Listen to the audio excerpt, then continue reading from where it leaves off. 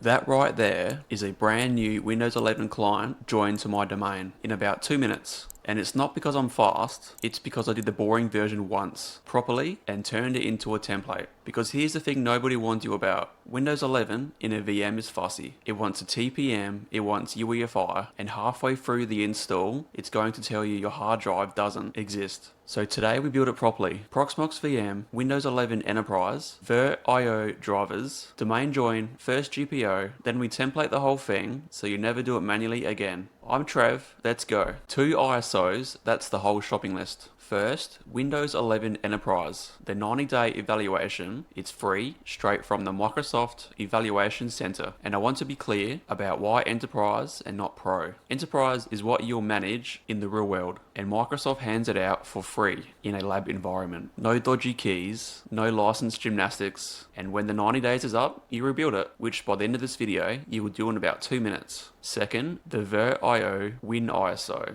from the Proxmox website. That's your storage and network drivers, the one Windows doesn't ship with. You'll need this, I promise. Upload both to your Proxmox ISO storage and you're ready. One assumption I'm making, you've already got a domain controller running. If you haven't, I've got a full Active Directory from scratch video. Link is on the screen and I'll pop it in the description. Go build that first and then come back. Okay, so create VM. Proxmox walks you through a set of tabs and I'll go through them in order. But honestly, only about 6 settings matter and the rest you can leave exactly as they are. So general, pick your node, give the VM an ID and name it. So I'm calling this one lab-win11-01. So the VM name matches the Windows machine we'll rename to later. Alright, next, so OS tab, we'll pick your storage and we'll select the Windows 11 Enterprise ISO. Okay, we'll set the guest OS type to Microsoft Windows, and that just tells Proxmox to apply sensible Windows defaults behind the scenes. And then the good bit, because he told it it's a Windows guest, Proxmox offers to add a second drive for the VirtIO drivers right here. So we'll tick it and we'll point it to our ISO there, and that's both ISOs mounted in one tab. Alright, now system, we'll go machine Q35, that's the modern chipset, and you need it for UEFI to behave. The BIOS will be OVMF, which is just UEFI. The second you pick that, Proxmox asks you to add an EFI disk. Just say yes and point it to your fastest storage.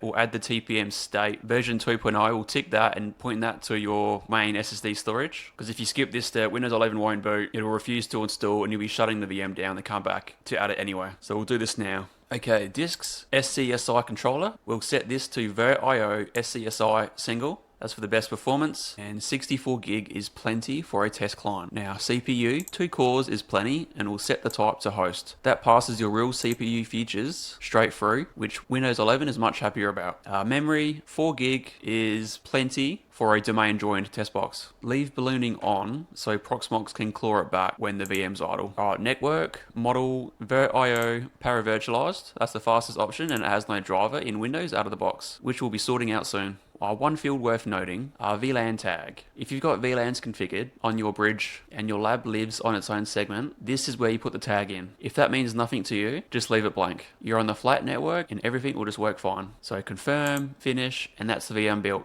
Both ISOs are already attached, nothing to go back and fix. Okay, so now we start the VM. Open the console and get ready to mash a key. Press any key to boot from CD is on the screen for about 3 seconds and it does not wait for you. If you missed it, you'll land in a UEFI shell that looks something like this, but nothing's gone badly. Just type exit, then you get a boot menu, you pick the DVD, off you go. And here it is. The moment Windows setup asks where you want to install and there are no drives. Your 64 gig disk is right there in Proxmox. Windows just can't see it because Windows has never heard of a VirtIO SCSI controller and it doesn't ship the driver. So what we'll do, we'll click load driver, browse, second CD drive, the VirtIO one, go to VIO SCSI, then W11, then AMD 64. Select it, load it, and there's your disk every time. That's the whole fix. Then it's a normal Windows install. So I'll spare you the 10 minutes of watching a progress bar. Next hurdle, Windows 11 demands a network connection at setup. And remember, the network driver isn't loaded either, so we've got 2 options. Option 1, which is the proper one, will load the NIC driver the same way from NetKVM W11 AMD 64. Now we're online and we can sign in with a Microsoft account or a local account. Option 2 is what we do at work most of the time. You'll hit Shift plus F10. It'll open up a command prompt and you'll run this command that's on screen. The VM reboots.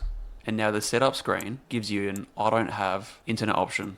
You got a local account, no Microsoft account, done. For a machine that's about to join a domain and probably get deleted next week, this is all I want. Alright, first thing on the desktop, before anything else, we're going to open that VirtIO CD and we're going to run the 64-bit exe file down the bottom. One installer will install every remaining driver, plus the QEMU guest agent. So I'll go next, finish, then hop back to Proxmox, go VM options, and turn on QEMU guest agent to enabled. This is what lets Proxmox show you the VM's IP address and shuts it down cleanly instead of yanking the power cord. Now, the single most important step in this entire video, and the one that causes about 90% of failed domain joins. You'll just want to double check and point the client's DNS to the domain controller, not your router, not 8.8.8.8, your DC's IP address and nothing else. Why do we do this? A domain join is a DNS lookup before it's anything else. The client has to resolve the domain's SIV record to find the domain controller. If it's asking your router where TrevTech.lab lives, your router says, I got no idea, and Windows throws an error, and never once does it mention DNS. So we'll set that now and save yourself 20 minutes of confusion. One more thing before we join, and this is the bit that makes the end of the video work. Right now, the VM is in a really valuable state. Windows is installed, the drivers are in, guest agent is running, updates are done, and it has never touched the domain. That's exactly what a template wants. The second I join it to the domain, that's gone. So before I do anything else, we're going to snapshot it, we're going to call it clean pre-join, and that takes about 5 seconds. So now I can go and join the domain, I can break things, test things, and I can roll the VM back to the exact moment whenever I want, which is precisely what we're going to do in about 2 minutes. Alright, you can join through settings like a normal person, but I'm going to do it in PowerShell, because the day you need to do 50 of these, you want it scripted anyway.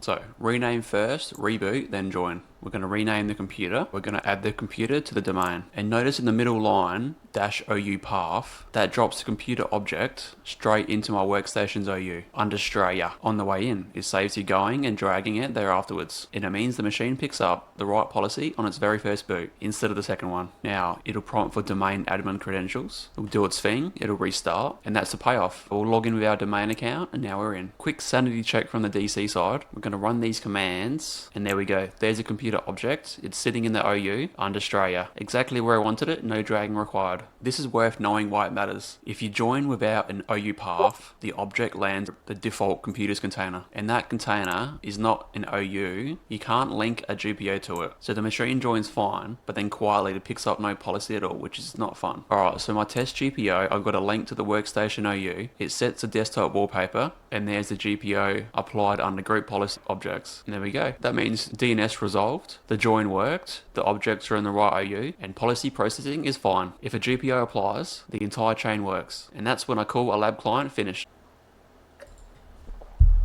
Right. Here's the part that pays back everything you just did. You do not want to repeat the last 5 minutes ever again. So we turn this into a golden image. And there's one rule, the template never joins the domain. It stays in a work group forever. Domain joins only ever happen on clones, which is a problem, right? Because the machine we've been building, all video, is very much joined to the domain, except it isn't anymore. Remember that snapshot? We're going to roll it back and the VM returns to the exact same state it was before the join. Drivers in, guest agent running, updates done, and completely unaware the Active Directory exists. That took about 20 seconds and it saves me building a second VM from scratch. This is the actual reason I snapshot before any change I might want to undo, and it's worth getting into the habit early. Alright, a bit of housekeeping while it boots. Number one, the computer account we created is still sitting in AD, and the machine that owned it just vanished. Delete it from ADUC, or the next time you join a client with the exact same name, you'll get a conflict. So, clean build, guest tools in, Windows updates done, never joined, now we sysprep it. Run this command, and generalize. It strips the machine's unique identity, the SID, the machine name, the hardware bindings. OOBE means the next boot runs the out-of-box experience. It's a setup like it's brand new. We're going to shut down the VM to get it ready. Once it's off, right-click VM in Proxmox, convert to template. It'll go read-only, and it'll get a little template icon. And from now on, when we want to spin up a test client, we're going to right-click this, click clone, full clone. It'll boot. It'll do a quick out-of-box experience. We'll rename it, join, all in 2 minutes. And on sysprep, I know it's tempting to skip it,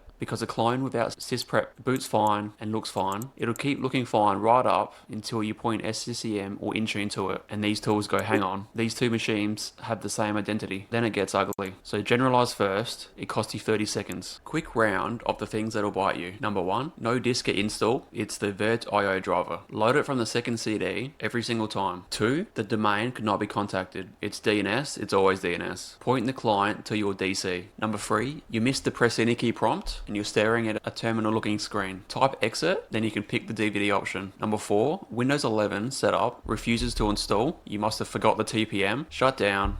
Add the TPM in the hardware options. Boot again. 5, you cloned without sysprep. It'll work great until endpoint management is involved, so rebuild the template properly. 6, you domain join the template. The template stays in the workgroup, always. Snapshot before the join and rollback. That's the easy way. 7, you rolled back a snapshot and now joins fail with a name conflict. The old computer account is most probably still in AD. Look it up, delete it, and try again. And that's it. 20 minutes the first time, 2 minutes forever after. If you're building an AD lab or an Intune or SCCM lab, or you're grinding for a certificate, this is the piece you'll repeat constantly, so it's worth getting right once. Being able to throw a client away and spin up a fresh VM without thinking about it is a difference between actually testing and babying one precious VM you're too scared to break, which will expire within 90 days. The full written walkthrough and every command will be on my blog. The link in the description. Make sure you subscribe if this was useful to you. I'm Trev, I broke it, fixed it. I'll see you in the next one.